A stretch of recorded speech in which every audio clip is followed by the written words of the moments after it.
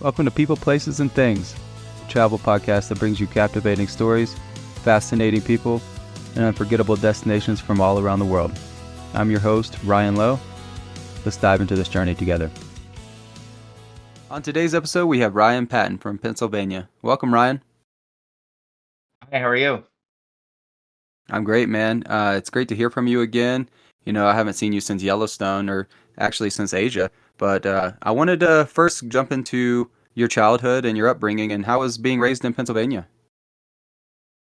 It was nice. I grew up in small town Pennsylvania, outside of State College, where Penn State is, big football school. Just around the Amish and, good, happy people. Yeah, man. So a little bit more of a simple upbringing, right? Rural. Yeah, super rural. I mean, we had access to anything we could need, going into town, but it was nice to be a little bit out of all that extra stuff, especially the college town life is a little much when you're a teenager. I mean, you want to be a part of it, but not quite old enough yet. Yeah, you see everyone having fun and you want to jump into it, but Yeah. being from such a rural area, do you think that had some type of play that eventually led you to travel and go to Europe for the first time? Yeah, definitely. A big thing was my dad traveled a lot in his youth after the army, and hearing those stories was always so like I want to do that. But then also when you grow up in an area that's pretty much the same top to bottom, everybody's kind of similar and all that, you really want to go see something else. At least I did. And yeah, that definitely led me to be like, well, I'm gonna go do it. I'm gonna see it. It's my turn. Right, right. And yeah, you having that role model, your dad is a role model and an example of what you wanted to do when you grew up. And how was that first trip to Europe? So you went to Europe for about a month. Run us through that trip and talk about your experiences and what countries you went to. Oh yeah, that one always like holds a special place in my heart, of course. But yeah, I started, I remember I was working at a hotel and I had all this free time, so I booked the best possible trip I could think of, and it started in the UK. I went to London to start, which was, an easy transition. Everyone speaks English and all that. Um, and that's when I knew it. I mean, I stayed at a hostel for the first time. I went and walked around a city by myself, all that kind of stuff that like I was really drawn to with traveling was like the independence idea. It all started right then and there. Um, and then after London, taking the Channel, which was a fun experience, going underneath the English Channel to Amsterdam and seeing all that Amsterdam had to offer was really fun. Especially that's one of the places my dad used to live, so it was nice to go see his house that he lived in and things like that. And it was just, it's just now I'm somewhere where they don't speak English. I mean, everybody kind of speaks English, but you don't hear it. You hear the Dutch, and it was like this eye-opening experience of like, oh wow, like okay, now I'm in Europe. Right, like your introduction, to a new culture. Yeah, like I feel with the UK, it was one of those things where I'm like, I kind of know this stuff. I've seen it in TV, or it's such like a part of our our kind of collective conscience, like what London is like. But when I finally got to Amsterdam, it was like, yeah, we're in this new world. And then from there, I moved on to Germany. I went to Heidelberg, Germany, which was a lot of fun. That was also where a place my dad was stationed when he was in the army. So seeing things from like childhood stories mixed with like the idyllic German countryside and this beautiful town, it was just like I really started to get it. I visited one more city there in Germany. It was called Rothenburg Obstalber, classic walled city, an experience you really only get in Europe. We don't have castles, we don't have walled cities here. So when you like get there and see those things for the first time, you're just incredibly blown away.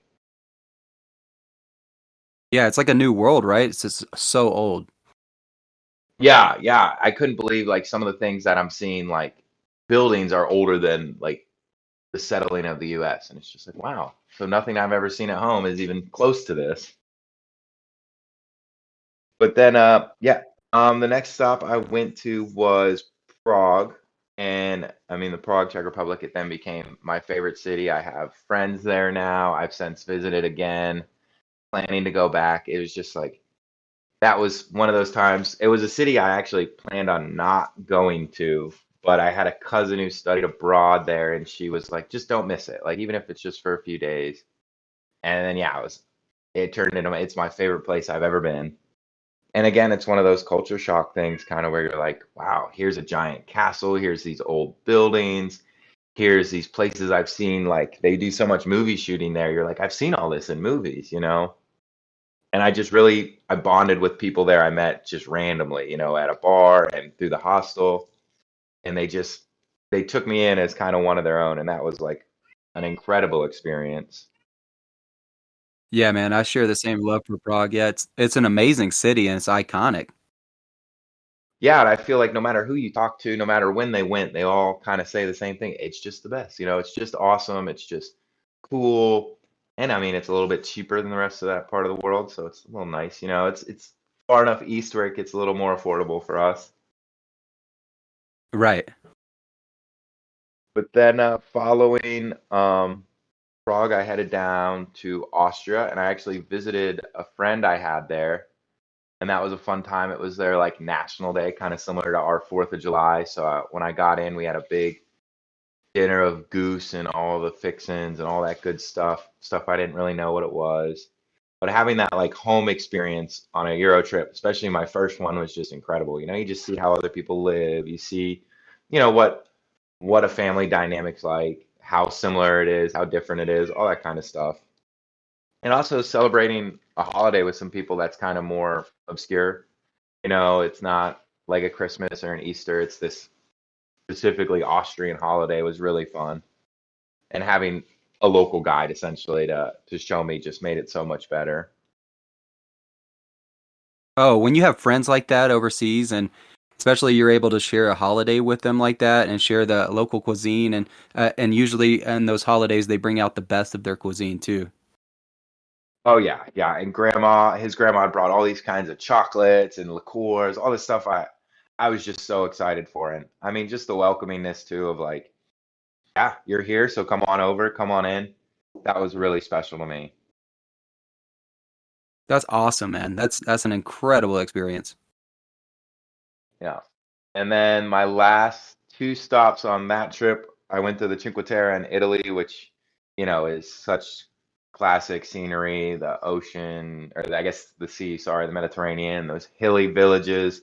It was just like one of the most relaxing places. You got a good group at the hostel, and I got to eat seafood, Italian food, gelato for a week. It was just absolutely incredible.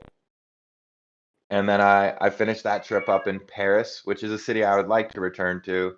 When you visit it at the end of your trip, especially being 21, you're kind of broke by that point after a month of traveling. So I definitely didn't get to experience it full on. But seeing like Paris is one of those cities, kind of like London, you know what's there, but like you finally get to see those things. You see the Eiffel Tower, you see the Louvre and Mona Lisa and Versailles, and you're just like, yeah, they really exist and they're right here in front of me. Yeah, seeing stuff that you see on TV and then getting to see it in person is surreal, right? Yeah, it's sometimes you just can't even believe it. Sometimes I feel we kind of in our mind we're like we know it exists, but we're not. It's not quite real yet until you see it. Yeah, and then uh yeah, you should carry those experiences forever, getting to see some iconic structures or pieces of art like that. Oh, definitely. And I still think about it. I still don't understand how the Mona Lisa gets so many visitors. Just that room gets so packed. But again, it's like it's something everybody knows. Everyone around the world knows the Mona Lisa. Yeah, 100%, man. Yeah, yeah, that's a credible first trip. Yeah, yeah, and it was definitely, it's very intimidating at first, and I'll say it, I was a little nervous and scared, but it was kind of fun. Once I got going, I really all the nerves went away. I felt safe. I felt like I could do it. When you before you I left, I didn't know if I could. I thought I'd get lost and all that stuff, but kind of all that the bumps along the road are what makes it special. The things that maybe go a little bit wrong or you weren't quite prepared for. It's what, gives you that, it makes it something special. 1,000%. you conquered it, I guess is the word. Yeah, if it all went right, I mean, it just wouldn't be as fun, and the experience just looking back in the moment, it kind of sucks. But then when looking back, you're like, well, that's what made that experience a little bit challenging, and a Yep. little bit more fun. And um, I wanted to ask you, did you travel by rail on that to through these countries, or? So that whole trip, I think I traveled by rail and I had one bus. I had one long bus, but I got the rail pass like every beginner backpacker. I got the 10 trips in 30 days. And yeah, I took the Channel, which was really fun. That's like the going under from London to mainland. And I mean, yeah, I took the rest all rail travel using the little rail pass. It was easy. Could always get on a train, and it was fun. I mean, it's something again we don't really have too much of here in the US, and we have the road trip here, but being able to sit down and not have to drive or anything and just look out that window, there's that romanticism about it. 1,000%, and you get to see a lot more as opposed to air travel. Oh, yeah. And I've kind of always felt I wanted to take the land travel for that exact reason. Some trips I have done more air travel just because it's easier, but yeah, it's being able to see the scenery and that's part of it, even if you don't get to necessarily visit the little town you pass, you saw it. Yeah, yeah, and uh, getting to see it is a good percentage of your perception of a place, and getting to see the countryside and how they live. Absolutely. So that rounded out your first trip, Yeah. Yep. and after that, you're After that, yeah, I was hooked. As everyone says, I got the bug. I knew it was something that was going to be like a big part of my life. 100%, and it led you to working seasonally, correct? Yeah, I kind of after I did all the traveling there in Europe, I took like a small New York trip and a small Denver trip with my buddies, and I was like, well, that wasn't fulfilling enough for me anymore. And I wasn't in school or anything like that. I was like 21, 22, so I just started applying to all the jobs I could on coolworks.com. Um, and I really wanted to at first to go to Alaska, and I couldn't find a job in Alaska, or at least that would hire me. But I ended up for my first season um, in Yellowstone. That would be like 2014, 2015. I'm not sure, but I worked outside the park at like a really small lodge. It was a bizarre experience, but it was one of those things where it was still better than being in Pennsylvania in the same place, no matter how weird or how odd it was. Like, I loved it. And then I was back in Yellowstone the next summer. Yeah, and I think the 2016 summer is where we met. Yeah. So yeah, it was 2015 was my first summer. I worked at a place called Elephant Head Lodge, and it was me and like nine other people. But then 2 days after I got there, everyone who had been working there before I got there, I kind of showed up midsummer, quit. So it went down to four people running this whole lodge, a restaurant with two services, 14 cabins, all the yard work. It was an experience. But some of the friends I met there were like kind of some of the best I ever met. I met a girl there. I started dating. It was like this really fun experience, even though we were kind of all sharing in a little bit of misery together. But again, it's kind of those things that make it special. It's like the joy wouldn't be so wonderful if we didn't have to go through that. Yeah, it takes a certain type of personality to work seasonally, very open-minded person. And I've met some of the best people working seasonally, like just some of the coolest people I've ever met are seasonal workers. Oh, absolutely. Everyone, like, I feel, especially ones who do it for a long period of time. I did it for about 8 or 9 years. You have to adapt. You have to be, like you said, you have to be open-minded and welcoming because, whatever job you show up at, they might not be the kind of people you expected or the kind of people you normally hang out with. But in every job I've ever had, I've walked out with so many good friends, and it was mostly because you're different, I'm different, you're from here, I'm from here, but like we all had the same idea of like, let's go work at this national park or let's go work at this ski resort, and that's something to bond about is this like it's a similar interest. It's a similar thing that brings you joy. So I feel it was just always easy to get into that and make those friends if people wanted to. There's always people who are a little bit shy or a little bit, reserved who may struggle a little bit, but I also felt in seasonal, no one ever let those people stay in their shell. Everyone was like, we live together, we hang out together, we have the same hobbies. Let's just be friends. Let's open up. And I always thought that was kind of beautiful about seasonal work, more than just a regular job. 100%. And you're usually living on site and away from like cell phone coverage for the most part for Hmm. sometimes. And you have to bond. You camp. You go and out into nature, and you experience that together. And usually spend your weekends together. And you bond and form a close friendship through that. And it's a different thing as opposed to like working in your hometown at a regular job. You're gonna go home. You're not gonna want to just hang out with these people that you meet all the time. Yeah. Yeah, it's a really neat environment to just kind of be put in. I mean, with your best friends, what are gonna be your best friends? It's a one of a kind experience. And I kind of wish everyone got to experience that. It's similar to like the first weekend at college or something like that, where everyone's just so excited, but the excitement usually lasts until around at least September. Yeah, yeah, 100%. After that, you've been worked like close to death. Not really, but Yeah, yeah. You're ready to be done, but that's the other fun part is you're ready for that, usually for that next experience, that next place I'm gonna go, or that next trip. So everyone's kind of looking forward a little bit.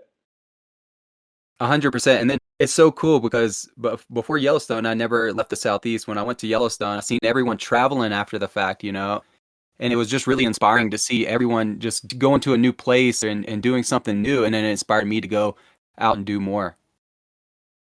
Yeah, I felt the same way. I mean, when I first moved to Wyoming and did that first job, I didn't know what was next. I really didn't think like, oh, I'm gonna go on and I'm gonna move to Utah and then a ski resort and then blah blah blah. It just kind of was like, well, I'm doing this now. But yeah, I talked to just a few people there who are like, this is like an option. These jobs are there. You can go.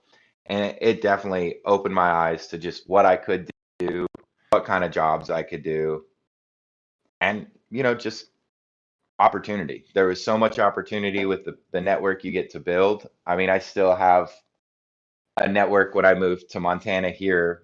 I knew people who knew people who knew me. You know what I mean? There was like this small kind of close knit group of people that are all still kind of connected, even though you may have never met them.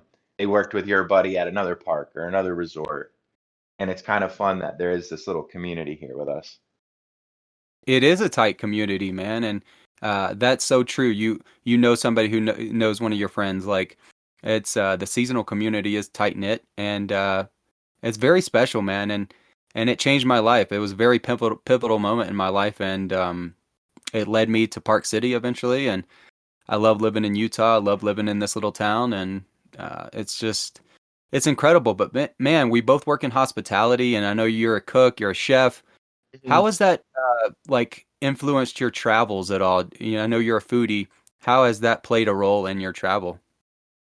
With me, when it comes to seasonal work, it definitely was like, I mean, that's where I really discovered cooking was that first seasonal job. I got thrown into it and it was just like, yep, I get it. This is what I'm meant to do. And then it really was exciting because it was like, okay, I can move around the country and I can learn from different chefs and different people who have different input.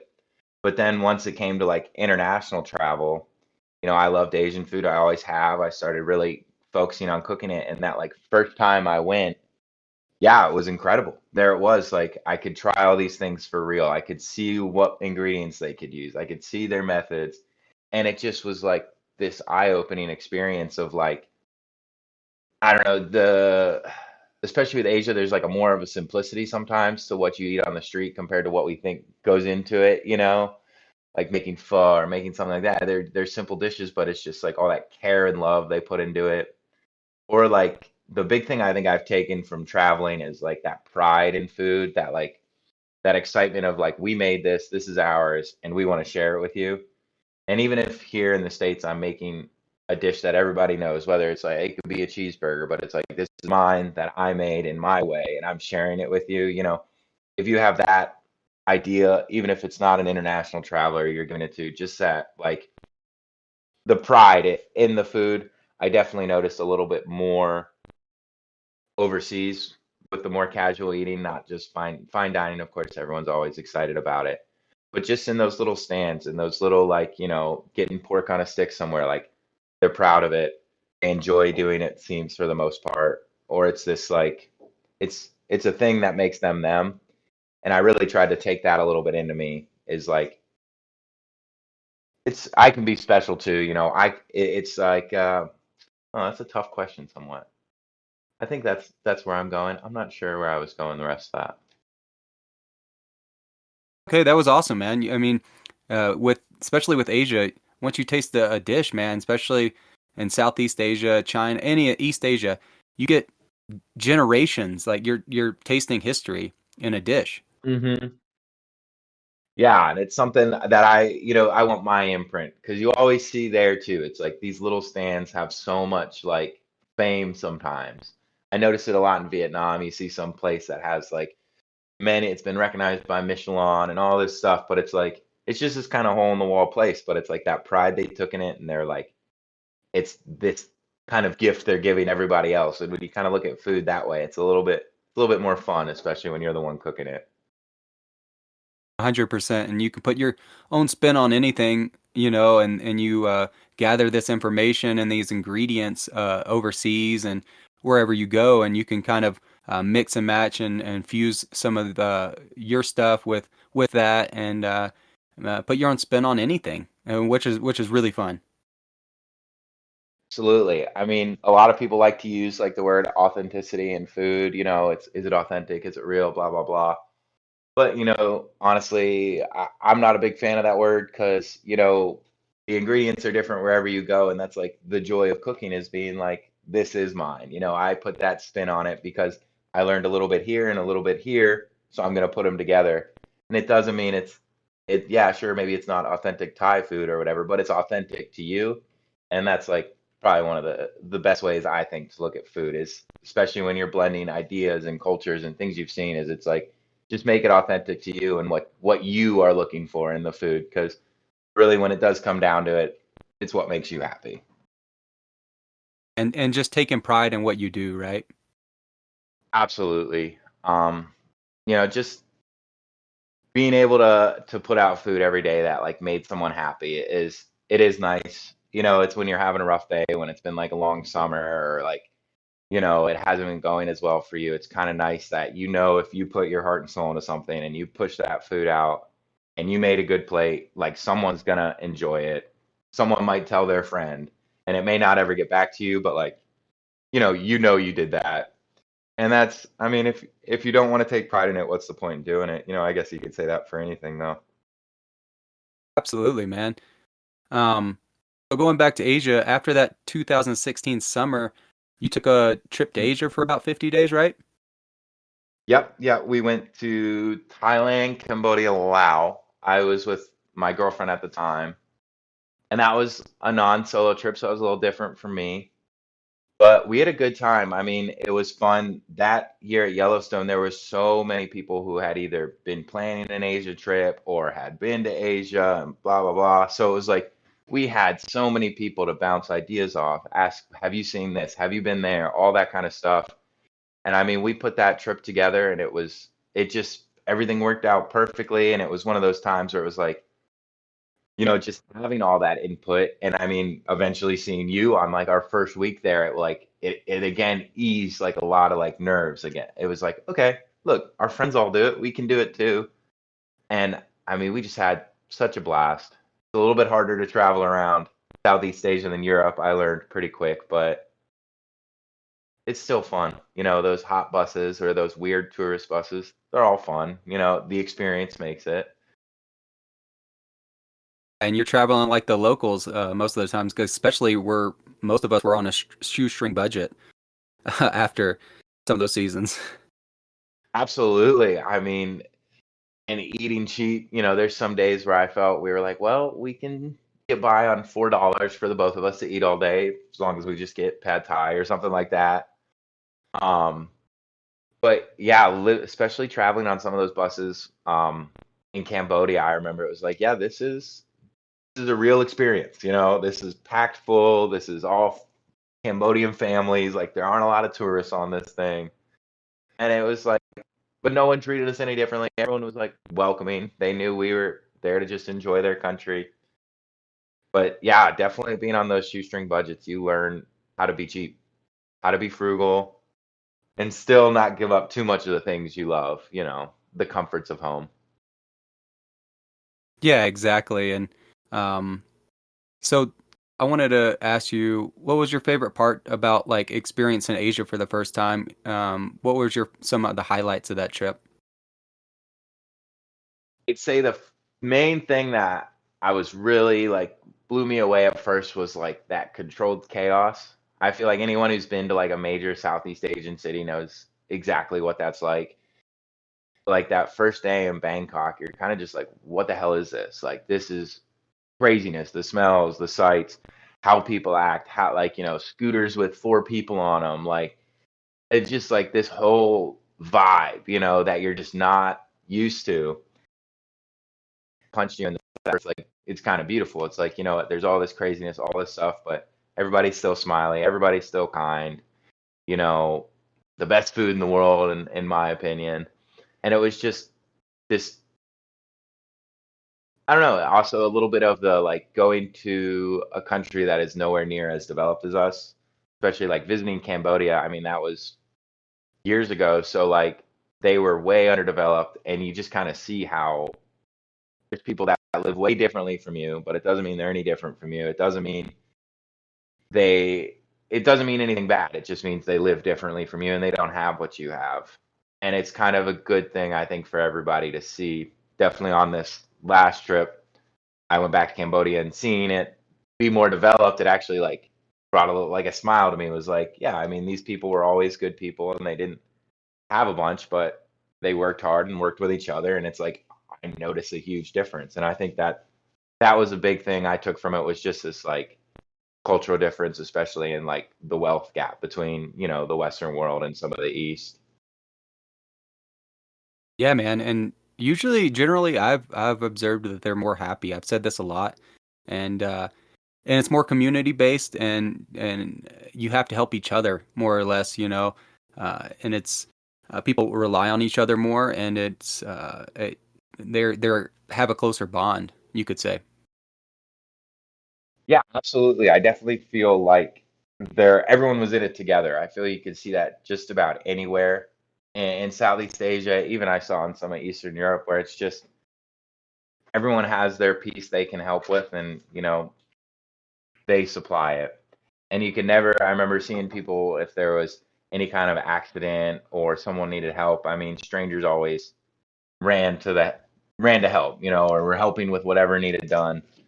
And maybe it's just less to worry about, focusing on survival, and the more basic of needs let you feel a little bit more happy, not focusing on any of these like you know, silly things like social media, or I don't know, typical Western things we see, if our TV show is going to be back for another season, when there's bigger things to worry about, I think it makes you a little bit, or I guess smaller things, the basic things. Because I've even noticed it, Yeah, like when you only are worried about food, where I'm going to stay, and what I'm going to do, you're pretty happy. You're pretty chill. yeah, it's a totally different mindset, and Hmm. especially when you're traveling around those countries, you let a lot of that shit go, as far as like, oh, I got to keep up with the Joneses and pay my like Hmm. all my bills back home, and it's kind of more or less living in the moment out there. Absolutely. And that's like, I think the best part for me, at least with traveling, is you can just put it behind, and you have today. Maybe you look a little bit to plan something for tomorrow, but you're in the moment. You're focused on today. You just want to know where you're going to eat next, what you're going to visit next, or sometimes, just that lack of pressure where I can just walk around town all day. Not maybe not do a single thing, but walk around and look at the sights. Or at home, if I just started walking around town, I kind of feel like people might think I was kind of weird, or I'd feel like I was wasting time. But there, just having that freedom is always so wonderful. Yeah, man, and I think that goes back to seasonal work giving you that freedom because for people that are listening to this and you need somewhere like some direction to go into and you're young, you're looking for something to do and with your life and you don't have a family, you haven't started anything yet, career, I would highly recommend going seasonal because the jobs, they need people to fill these positions and you can go out for a couple, 2, 3 months on these adventures and know that you're coming back to a job. You're coming back to a position. Absolutely. And I always loved with seasonal work, even if you couldn't swing like, an international trip or something like that, is you always have those like 3 or 4 weeks between jobs where you can take it slow. You can be, kind of lazy, or you can go visit some friends or go visit family, or, just take the long drive to where you're going next. It was this open-endedness, I think, that was always so like appealing to me with seasonal work. Yeah, man, that's absolutely true. And it doesn't have to be a big international trip. It could be just taking your time and relaxing and maybe taking a little road trip domestically, something simple. It's easy and it relaxes your mind once you know you have that next job and everything lined up. And once you build a reputation, it's really almost seamless. Absolutely. And it's been funny is there's even been times, I've asked for a buddy, told him to come work with me somewhere, and he applies places, and he actually the boss at the place he applied, he already knows who he is or knows the people who hired him because that community's so small that, like, I don't know, we go back to that sticking together thing. It's again, I've seasonal people have always stuck together. Some of my best friends still are the people I worked with in parks around the country. Even if we're not close to each other now, it's like they'll still stick with me. And if I needed a job or somewhere to move, they'd be the first ones to help me get there.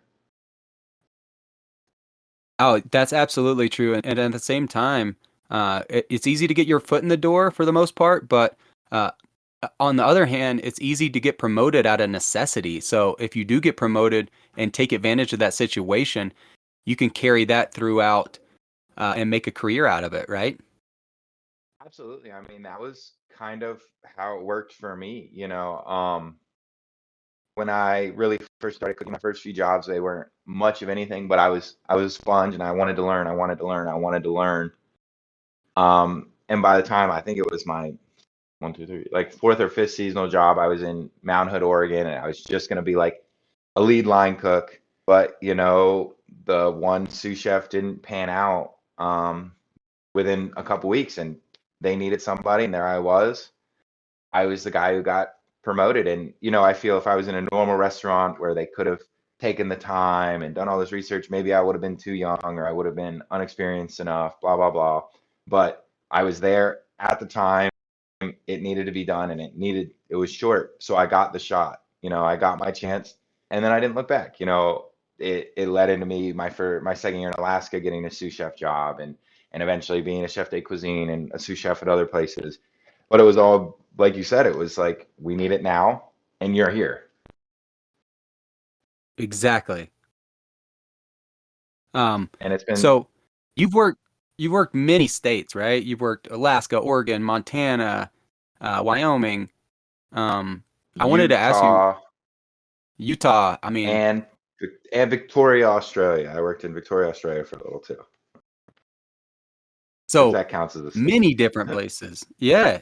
Yeah. Like, I want to ask the dynamic between working in the United States seasonally as opposed to working in Australia seasonally. What was the work life in Australia like? It was chill. And I mean, funny enough, I was actually traveling with some buddies I met working seasonally in Alaska, and we looked, and we were driving around kind of aimlessly looking for a place to live, and we saw a place that was hiring, so we all applied in this little town, which turned out obviously to be a super seasonal town full of seasonal workers, go figure. But when you're there, it's so much more relaxed. I felt um wasn't that it just never felt like it was that serious or that like I guess, it was just like we're gonna come in, we're gonna do the job, and then we're gonna go home. Well, there it was, and then we're gonna go to the bar, and then we're gonna go home.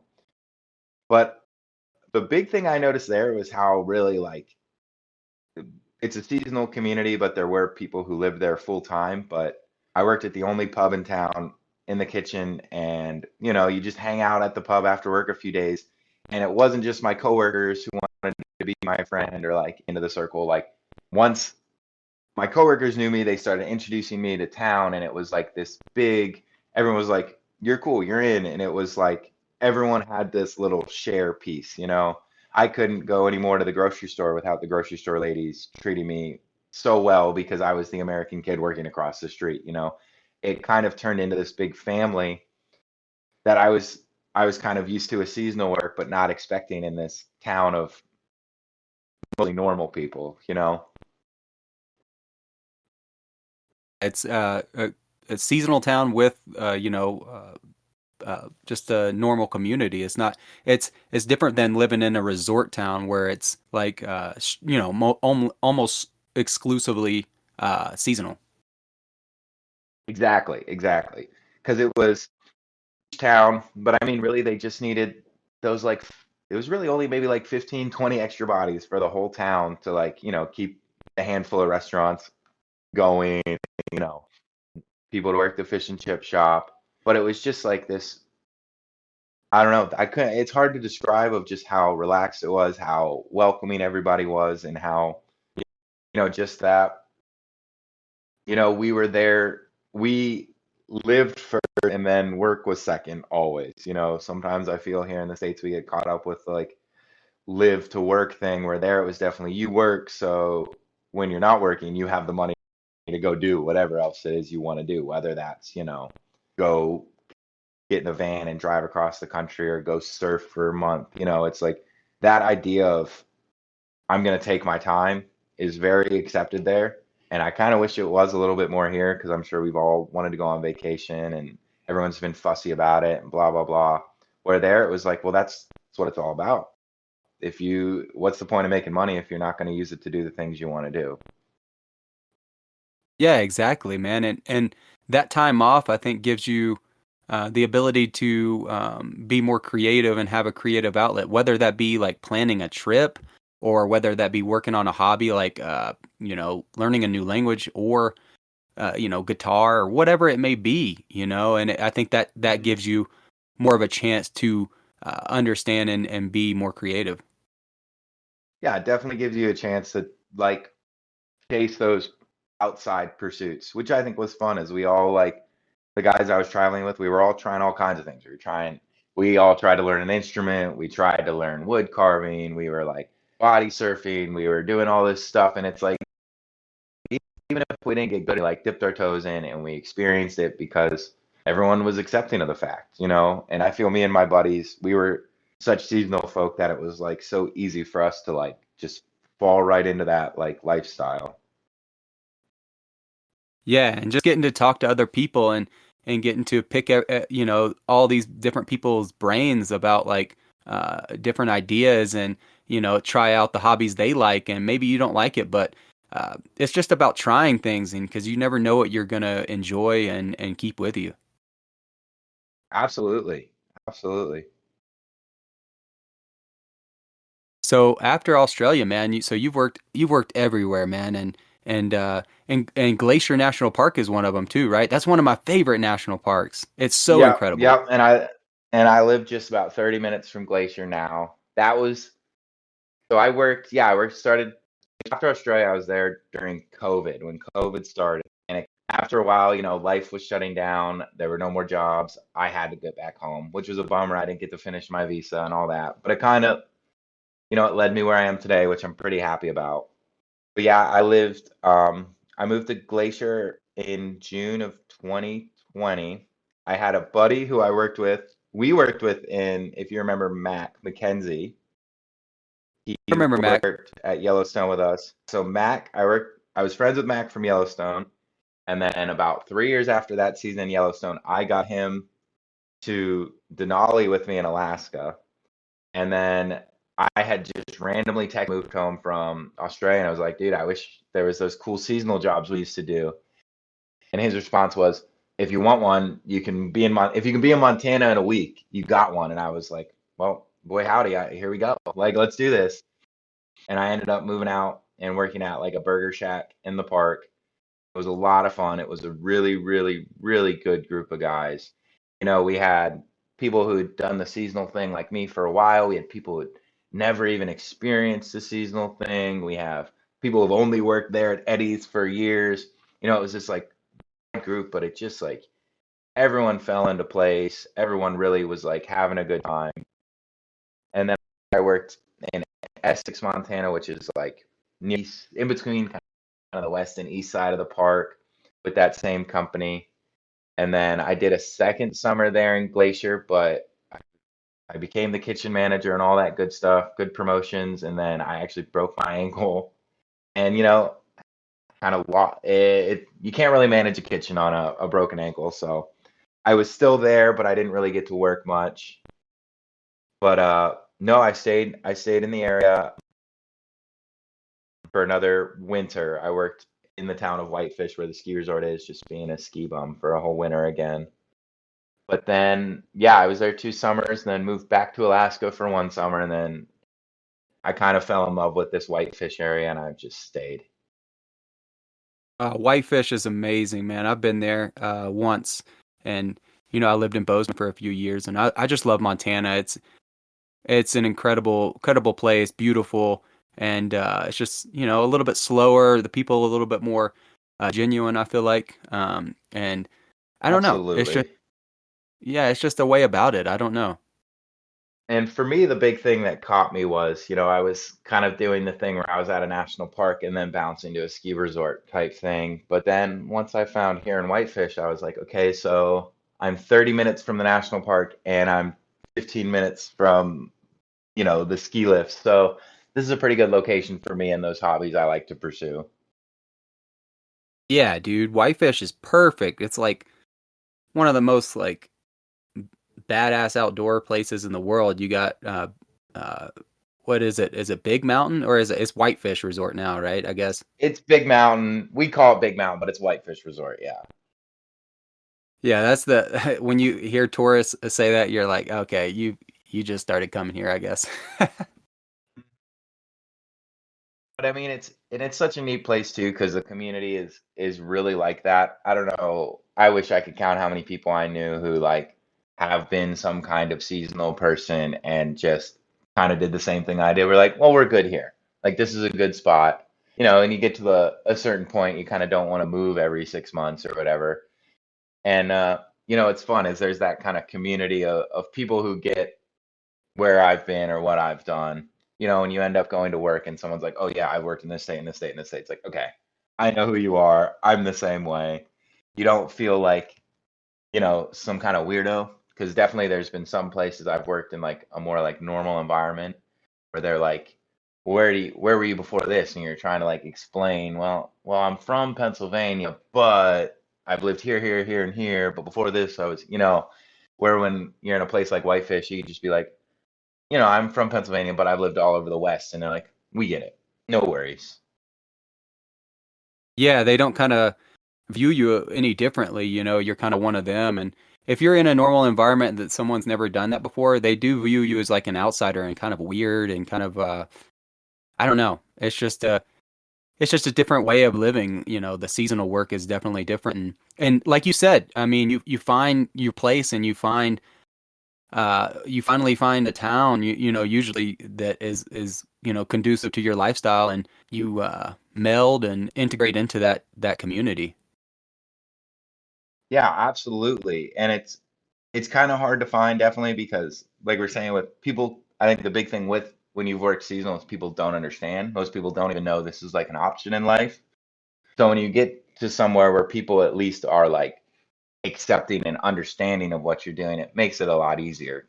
Because even, old head locals here in this like Flathead Valley, they understand the need for seasonal workers because they grew up next to the park and they grew up next to the ski resort and they know that like even though it's gotten busier, there was always the need for extra bodies from out of town. You know what I mean? So they understand like if you want to come here and work in those kind of areas, but then become a part of the community, that's awesome.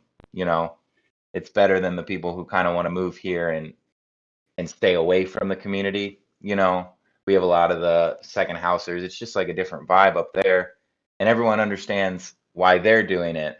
But it's just kind of weird, you know, why us more normal folk who've just traveled around, why you wouldn't expect us to want to, stay in a place like Whitefish. Yeah, and um, I found that town in Park City. I've been here for 5 years and absolutely love it. And it's definitely a seasonal town in the same kind of way. It's people are more accepting of it because you need those service workers and those people to fill those gaps that are more hard to find. And you need to bring workers in and J1s and it just makes for a better community, I think. Absolutely. I mean, I think like you touched on the J1s, that's been like one of my favorite parts too about seasonal work is, meeting the J1s, seeing the J1s, and then, getting to go. I've visited a few overseas, it's a great experience. But you get that blend of cultures, whether it's like, you got people from the South, from the North, from the West, from the Midwest, and then you throw in a bunch of Turkish kids or Polish kids or Dominican kids. It's like adds this whole new thing where it's just like you're this little melting pot, outside of cell phone range in the middle of a national park. And it's just like, it's just, I don't know. If you've never experienced it, it's hard to explain. And I think for me and it sounds like you as well, it's enriched my life, tenfold to be able to gain the perspectives and experiences and a piece of their culture. A lot of these J1s, some of my best friends. Oh, absolutely. I have my buddy in Paraguay who we talk almost all the time, and it's just like this idea of like, I didn't even know anything about Paraguay until 4 winters ago when I met this kid, and now it's like I visited there, I know the culture, I know these things, and to just be like, for two people who've, lived in these totally opposite kind of lifestyles to just like come together and be like, well, we're friends because we both are just have this love to travel. We enjoy, trying new things. And we both were, what's the word? We both went out of our travel. Did it by coming to the U.S. to work, and I do it by visiting outside the U.S. or traveling around the U.S. But it's just like, I don't know. I wish I could describe it better, but that feeling of like being welcoming someone into your life and them welcoming into your life that's like from a totally different world and teaching you something new, whether that's food, language, or just explaining a little bit of the history of their country. I work with some Turkish kids now and just getting little bits of knowledge about Turkey. It's like, this is nice. I didn't have anyone to ask these questions before, but you guys know me well enough that I can ask about it, and it's just a fun experience. And as someone who like loves new knowledge and fun facts and all that stuff, it's been great to be able to talk to people from all over the world by really just going to work. Yeah, that's so cool, man. Just that, yeah, access to a different culture just by going to work is insane. And I wanted to ask you, when you went to Paraguay to visit your friend, did they throw you a proper asado?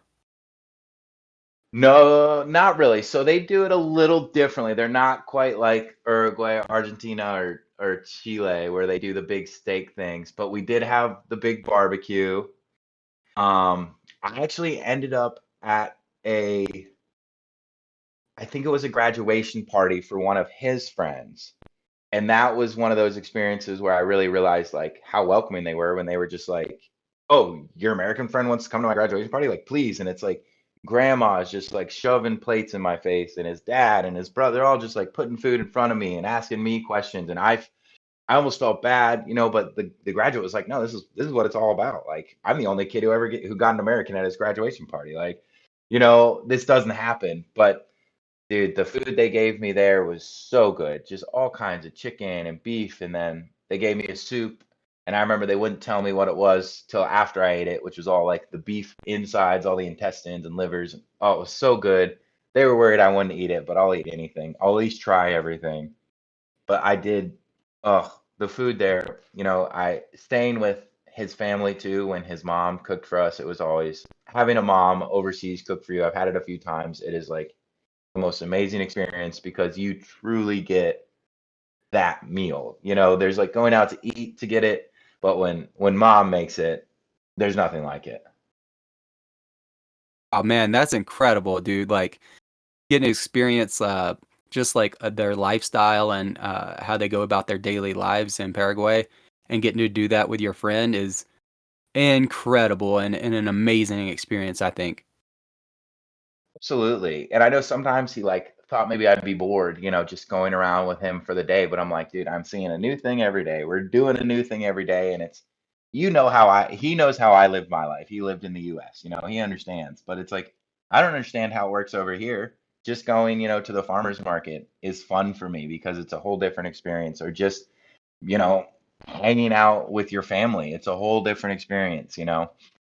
So being able to see it, it was never boring. Even if it seems like if I was doing it in the US, it may seem like a tedious activity for me to do. But when you're putting on, yeah, your new perspective goggles, it makes it so much better. Yeah, and just carrying that open mind with, that open-mindedness everywhere you go is so cool and especially like you were mentioning going to the farmers markets in these different countries, you don't know just stumble upon a different fruit, especially in South America. Like you don't know what you're going to stumble upon, right? Oh, absolutely. And the same with Asia. And there's always the two markets, when you travel touristy places, the tourist one and the real one. And that's what I loved about the one in Paraguay is they had the one, it was the one market. And I'm going there and it's all, new vegetables, new fruits.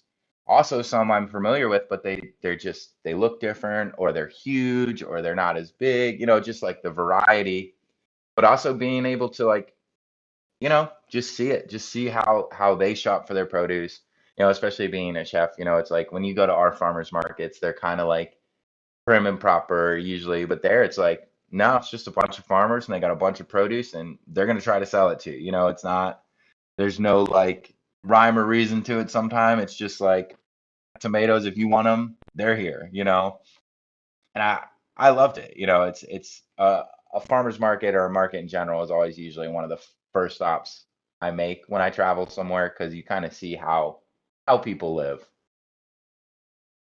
Yeah, yeah, that's the epicenter, right? That's like the ground zero. Like, what are people doing? What do people eat? Once you go to that farmers market, you kind of get an understanding of culture, of lifestyle, right? Absolutely. And just seeing too, like how often people shop, what they shop for, it gives you that idea of like, okay, what are people eating at home? What kind of snacks do they have? Do they use like normal refrigeration or do they not? Do they only keep certain things for long periods of time? Talking to certain people, sometimes overseas people go to the farmers market every single day for their produce because it's the best way to get fresh produce. It's not like here where we kind of have access to anything and everything all year round that you can get what you can get. And that's another fun thing is seasonality, something we deal with here in the States, but with being a big country and having trade partners in Mexico, it's like we can get a mango or an avocado any day of the year. Where there, I mean, granted, tropical fruit in Asia or South America is a lot more common, but if it's not in season, it might just not be there. Yeah, I mean, yeah, we're missing a lot of the a lot of the world would think that's a bit weird that oh, you got that all year? Like, I don't know. Like, is it like is it good? Is it I don't know. Like people will be like, it's not in season right now, so I don't know if we should be eating that like putting that into a dish. Like, I don't know. Uh, it's just a different Absolutely, mindset. though. Absolutely, though. People definitely, it's like it's an odd thing that some of the world just really doesn't have. Is it's like, yeah, we seasonality is not as big a deal for us now here in the West, but in some places, yeah. Or just if it's gone, you can only harvest so many mangoes at once. If they're gone, they're gone. Yeah, and I think there's something to be said about that. The when you're going overseas to more of these developing countries or just the freshness of the food and Hey, yeah, that goat was killed this morning, or that chicken was slaughtered today, like, and you're eating it. hmm And I think another thing I really noticed, and I learned it from some J1s, is they always told me they're like, the fruit in the US looks good, but doesn't taste as good.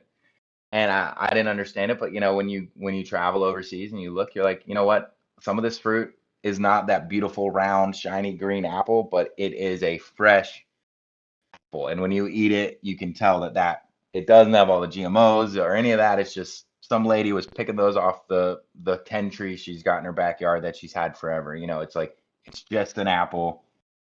Doesn't matter if it's ugly or not because it's gonna be a good apple. It's just not about making it look good. It's about the freshness and the quality of it. Absolutely. And that as a chef I can definitely appreciate. Yeah, I respect it, um, and I definitely always just crave going back to these countries, man, and just the way your diet just gets 10 times better. Because I know in the States sometimes it's easy to fall into a pattern of buying food that's worse for you because it's more convenient. Absolutely. And just not, it's expensive. It's expensive to eat healthy here in the States, but it seems other countries, it's just how the diet is developed is it's more fresh ingredients or it's not as like fatty or it's like filling without being too much. And, getting to go over there and experience that. I felt Asia, I experienced it the most. It's lots of noodles, lots of rice, lots of things like that you don't need to eat four, 3 or 4 huge meals a day. It's like you can have those a nice breakfast, a nice lunch, and maybe a little bit bigger dinner, and you'll be fine because once your body gets used to it, one, but also just you're eating the things that fill you. You're not eating empty foods. Exactly, man. Exactly. And you just off a simple dish, you feel more satiated, and I totally agree with that. And a lot of the foods here, it's just empty calories, and it's just more preservatives and more refined sugars that keep you wanting more and keep you on this like craving more of junk food. Absolutely. And that is we're all probably victims of that. We all love our junk food, but I definitely thought I didn't need it as much there because like you're saying, I felt full off my pho or full off my pad thai. I ate real food that had stuff in it. It wasn't just empty. Yeah, man. Yeah, it's almost like when we go on these vacations, it's more like a reset for for your diet because I do love junk food as well. I'm from the United States. A lot of us do love junk food here, but it's definitely like a reset and a cleanse, cleanse almost when we go over there, and it's kind of in a way, and coming back over here, you uh you kind of see what you could do better almost, and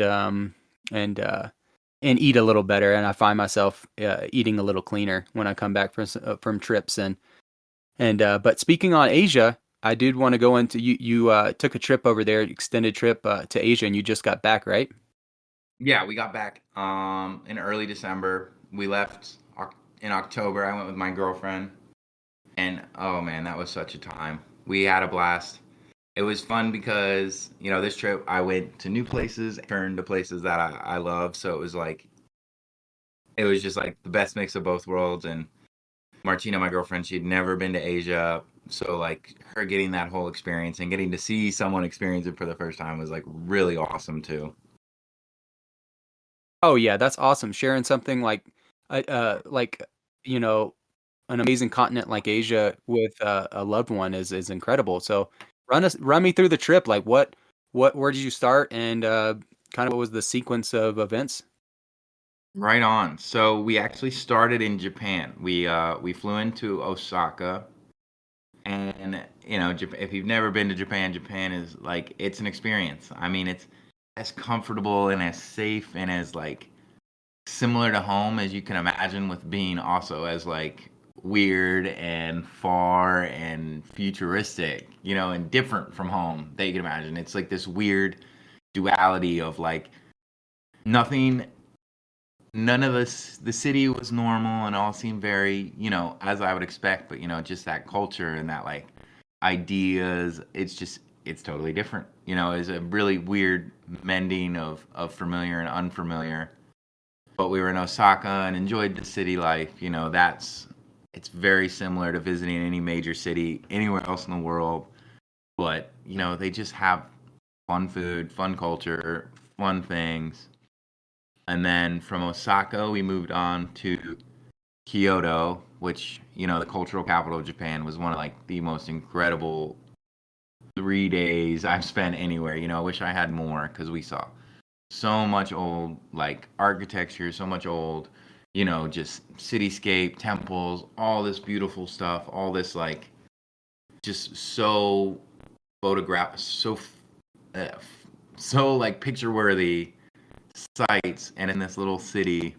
And the food, we went to a kaisaki dinner, which is like a traditional 6 course, and just ate stuff we didn't really know what it was, stuff we knew what it was, but it was just like one of like those experiences that will always stick with me.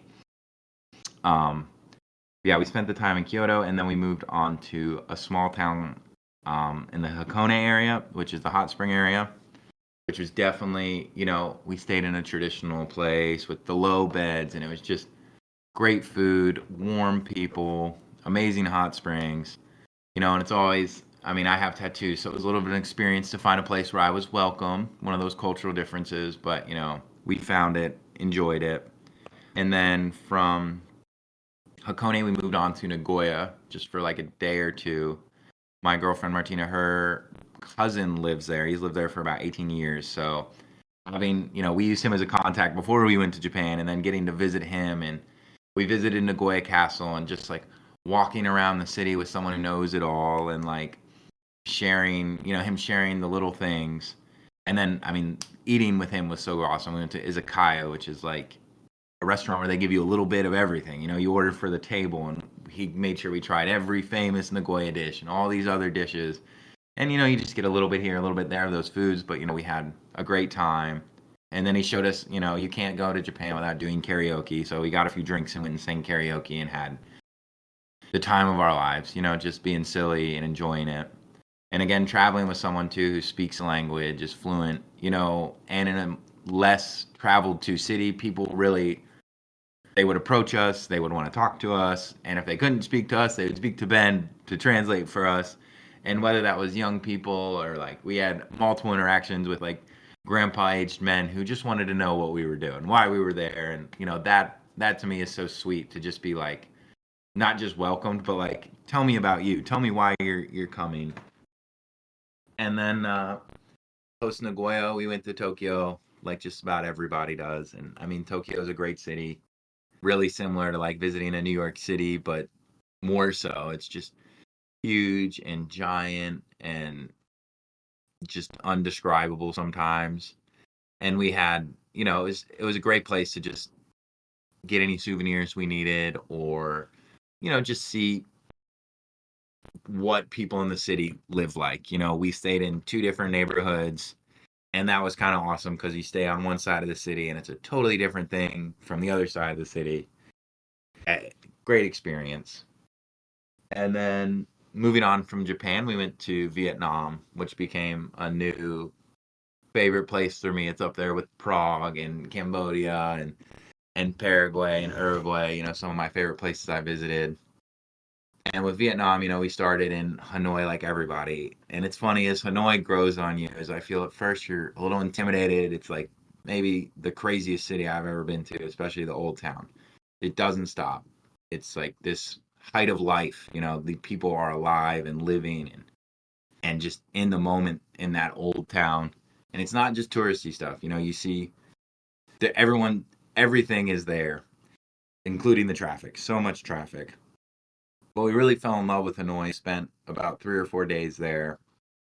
And then we went to Sapa to visit some of the hill tribes, and hike through the mountains a little. Post Sapa, we went back to Hanoi, and then to the Cat Ba area. We stayed on Viet Hai Village, which was, we had to take a bus from Hanoi to a ferry to a private car, and then we got on a speedboat, and then we got on a golf cart, and then we made it to our accommodation, which was just like the weirdest, longest travel day, but it all worked out perfectly. And when you get to this like village in the middle of the bay that's just coming from Hanoi that is so quiet, so peaceful, all the locals are waving to you, and the babies and the little kids want to talk to you, it was incredible. And we met some amazing people, at the host or the homestay, which is always fun too, because it's like not there's not many times in my life I get to befriend, a middle-aged British couple and spend some time with them and hear their point of view in their life. And that's the other beauty of travel is you're not just getting some of those like inputs from the country you're visiting, but you're meeting someone who's from somewhere else doing a similar thing to you. We loved the experience there with them. They were great people, and it's fun to, you know, I learned about the UK and I learned about what that's like even without ever, without going. And then post Catbah, we went to. Ooh, what was next? Now I'm blanking a little bit. We spent some time in Ho Chi Minh. Oh, Mm-hmm. we went to Da Nang and Hoi An, which are both like little beach towns. And we loved Hoi An, and we got to spend the whole day there. It's so picturesque and beautiful. And then, it rained our whole time in Da Nang, so it was like, well, we'll just get massages and try all the amazing coffee shops because Vietnamese coffee is the best coffee in the whole world.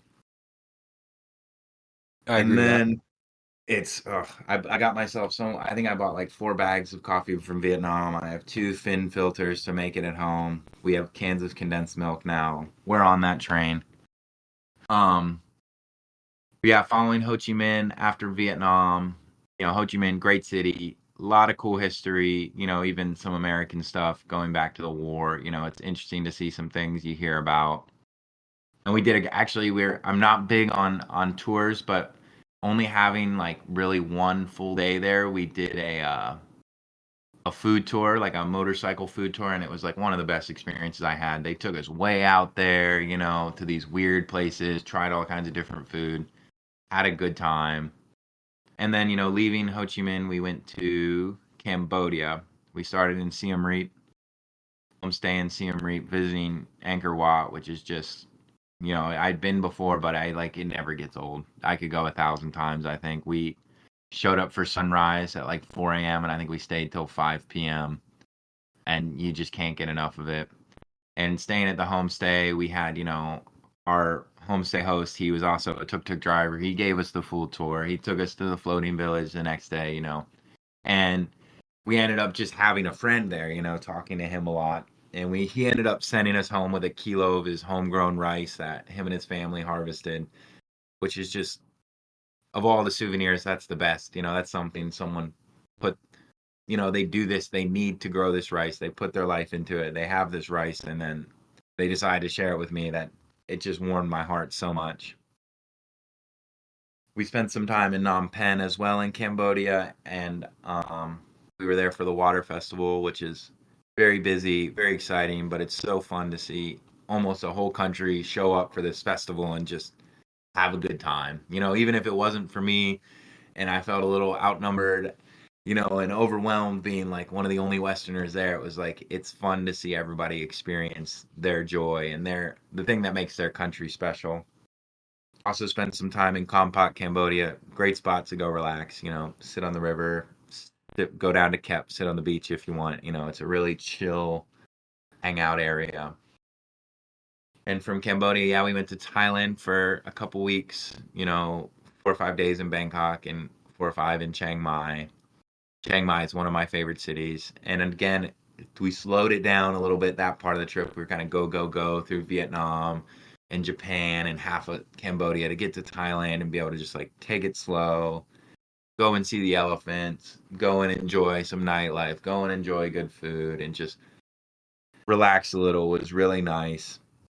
And then we finished our trip in Malaysia, which is also a little bit different experience. It's kind of slowed down from the rest of Southeast Asia. It's got a different culture going from like a Buddhist culture to the Muslim culture. There's just some differences there.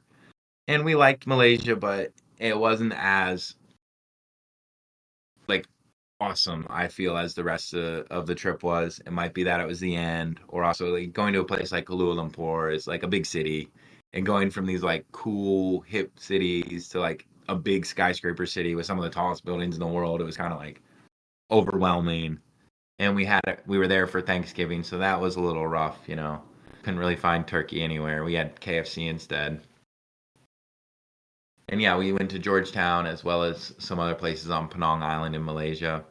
And after a while, we did grow to like it. There's like a grittiness to the city and a little bit like they're not as friendly to tourists, but it's kind of nice because it's not all pushed down your throat. You know what I mean? If you want to go find good stuff, you have to go look for it. And we kind of like that. You know, you have to go on your little scavenger hunt to find the good restaurant or to find a place to go have a nice coffee or a nice drink.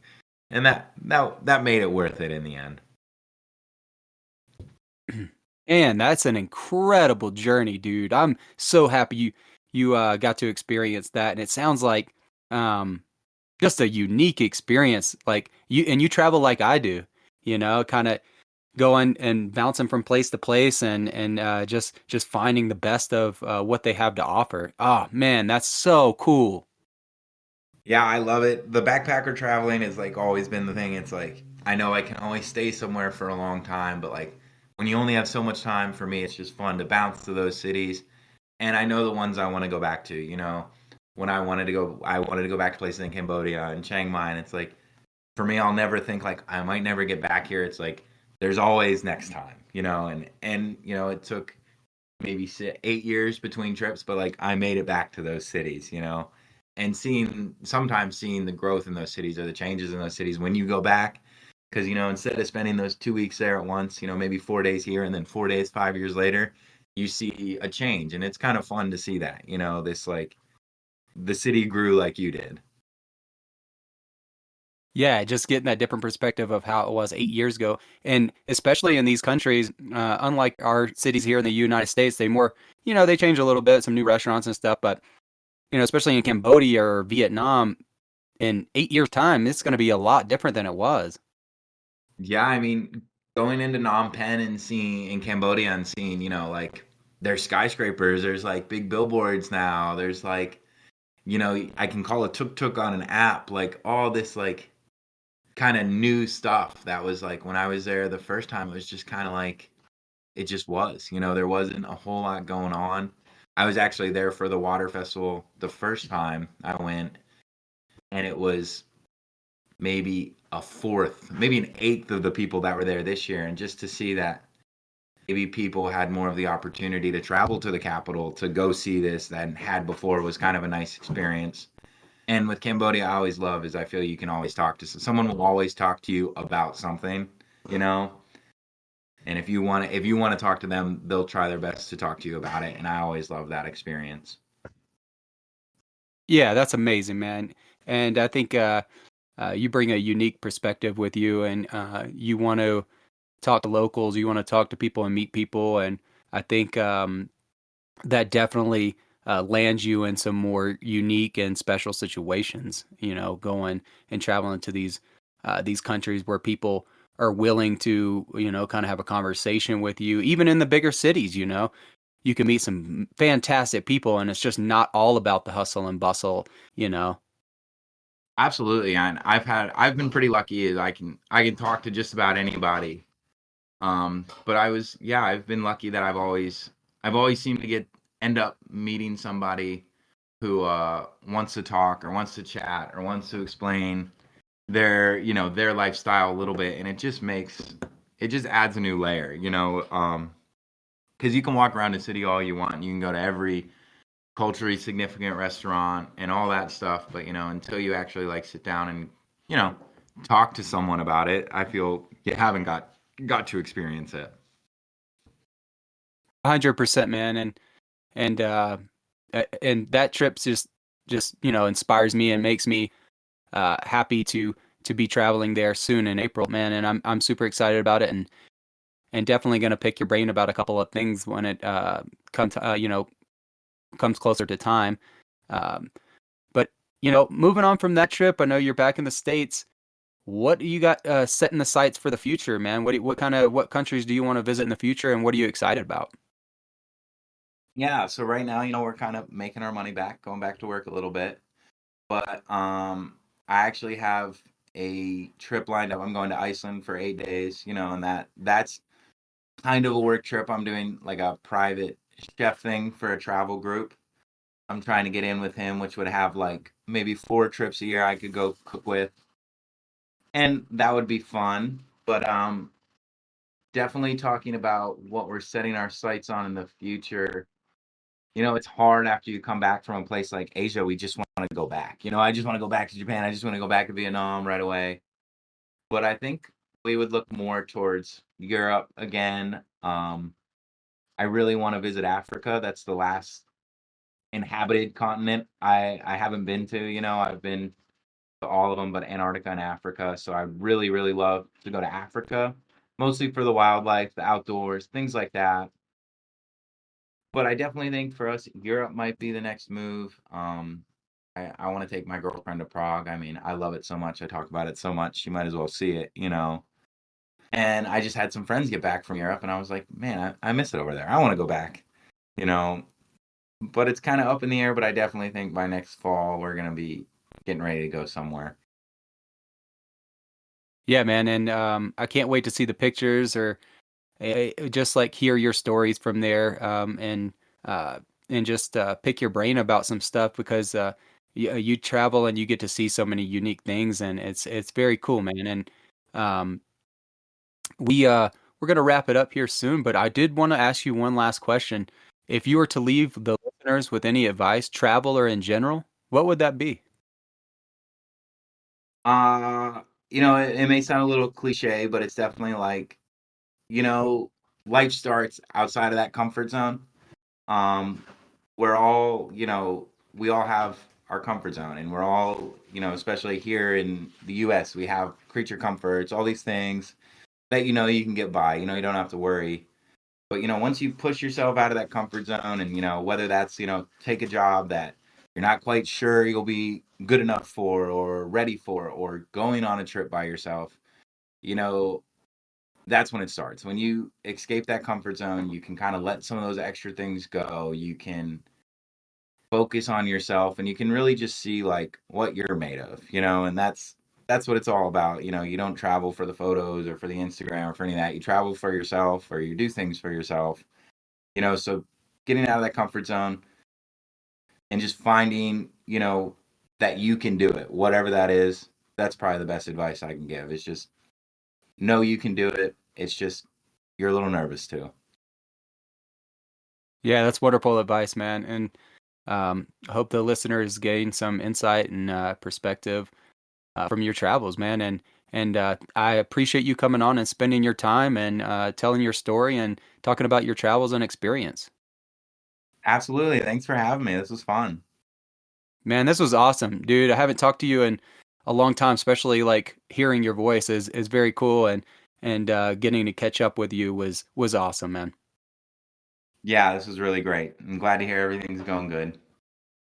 Awesome, man. Well, I'll catch up with you. We'll be in contact, and we'll talk travel. All right. Yes, sir. Thank you, Ryan. Yep. Hear from you soon.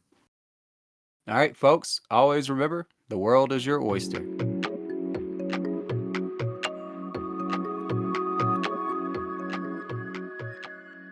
That's a wrap on this episode of People, Places, and Things. Thanks for joining us on this journey. Whether you're dreaming of your next adventure or just love hearing stories from across the globe, we hope we inspired a bit of wanderlust in you today. If you enjoyed this episode, don't forget to subscribe, leave us a review, and share it with fellow travelers.